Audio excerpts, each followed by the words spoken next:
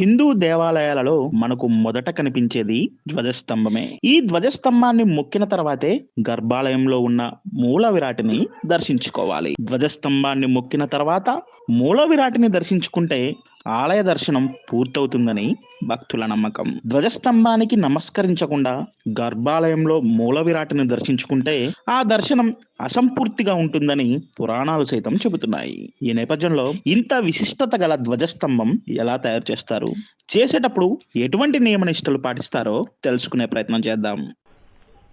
నా పేరు మారయ్య. మేము నెల్లిపాక నుండి వచ్చాం.